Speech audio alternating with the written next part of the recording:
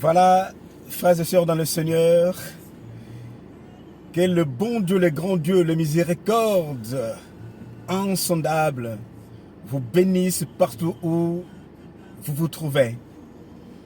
Voilà, je suis sur la route, je me suis arrêté pour parler un peu de la parole de Dieu, car la Bible dit que l'occasion soit favorable ou pas, il faut parler de l'évangile.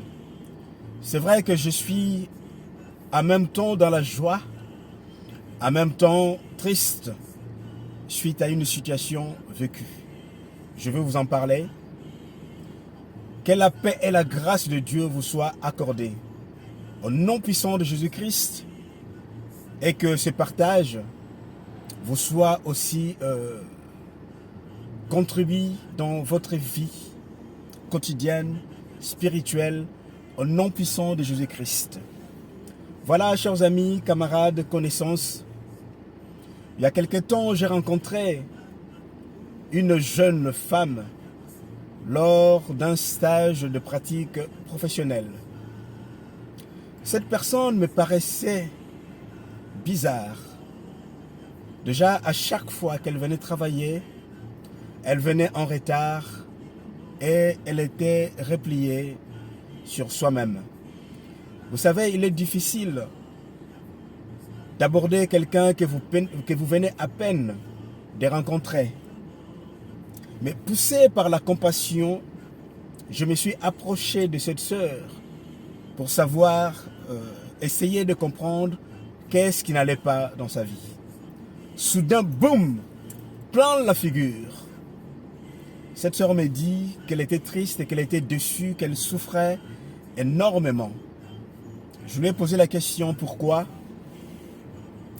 Elle m'a dit qu'elle avait des problèmes, beaucoup de problèmes, et qu'elle s'était confiée à des hommes, entre guillemets, des hommes de Dieu, je dirais peut-être des hommes de Satan. Ces derniers lui ont proposé beaucoup de sacrifices à faire afin qu'elle puisse trouver la solution. Hélas, malgré ces multitudes de sacrifices, la sœur n'a pas trouvé la solution qu'elle voulait. Et la souffrance perdure dans sa vie. Voilà à peu près ce qu'on lui a dit de faire. Parce que sa situation était tout de suite considérée, qualifiée étant une situation démoniaque. Regardez ceci, ce qu'on lui a dit de faire.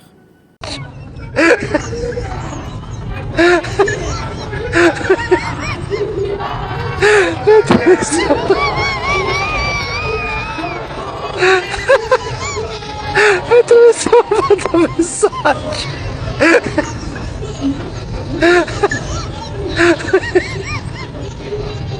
Attention.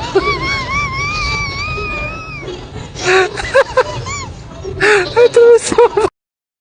Oui, voilà, chers amis, camarades, connaissances, vous avez vu vous-même ce qu'on a dit à cette sœur de faire l'un des sacrifices parce que sa situation était considérée, qualifiée une situation démoniaque.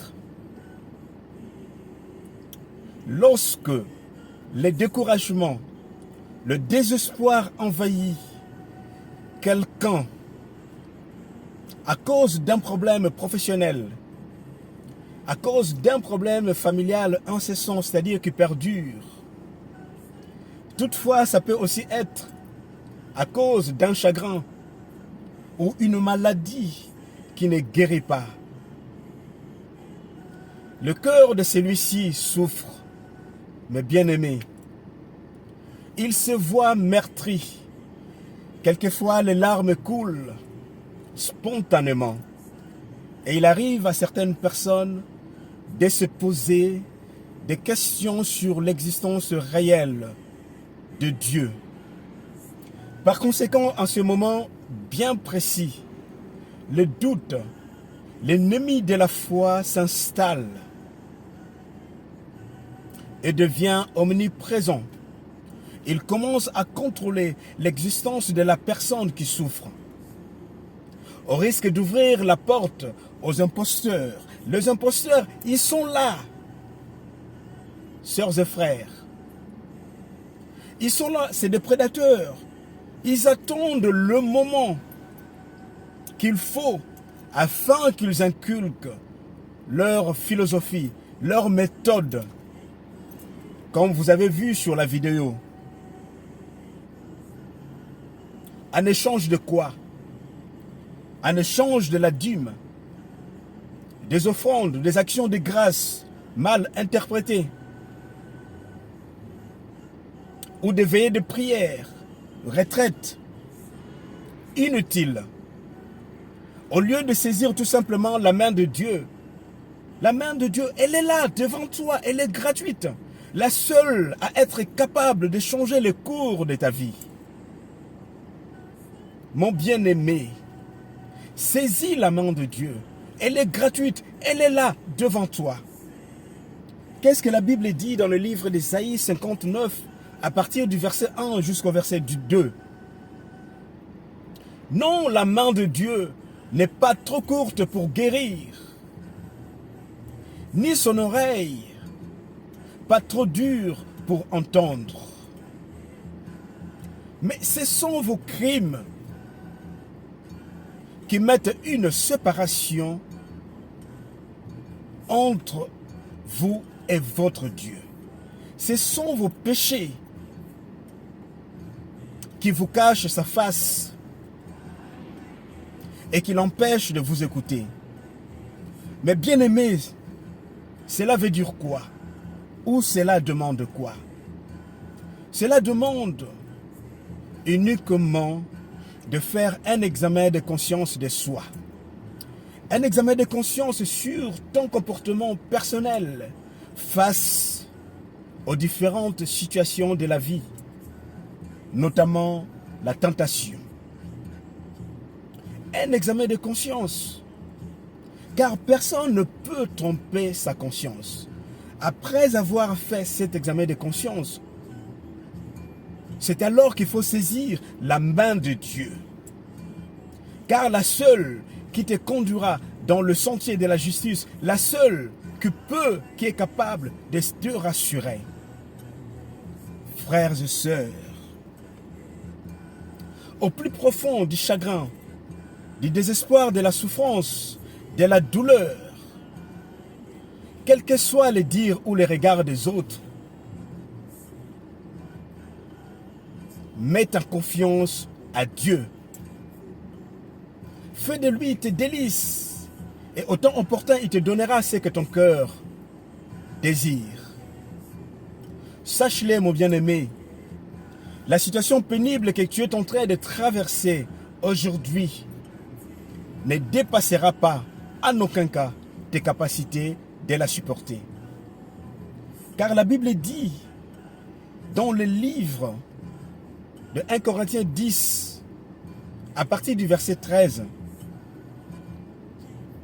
aucune tentation ne vous est survenue qui n'ait été humaine. Et Dieu qui est fidèle, il ne vous laissera pas tenter au-delà de vos capacités, au-delà de vos forces. Mais, au moment de la tentation, il le préparera un moyen d'en sortir, afin que vous puissiez la supporter. Voilà, frères et sœurs, quand tu fais l'examen de conscience et que tu saisis la main de Dieu, ta solution dans le temps du Seigneur trouvera, ta situation plutôt, dans le temps du Seigneur trouvera la solution. Car le Seigneur est là, il combat pour toi, il combat pour moi. Mets ta confiance en lui seul. pas à des hommes de la même nature que nous, des prédateurs. Voilà, je vais te conseiller ou vous conseiller de lire Romains chapitre 8 au verset 18. Voilà, je vais mettre ce verset en bas de l'écran. Vous allez le lire et le méditer. Et le Seigneur, notre Dieu, celui qui ne sommeille ni ne dort, veillera sur vos pas et vous sortira de cette situation que vous êtes en train de vivre actuellement. Au nom puissant de Jésus-Christ, que cette parole vous bénisse.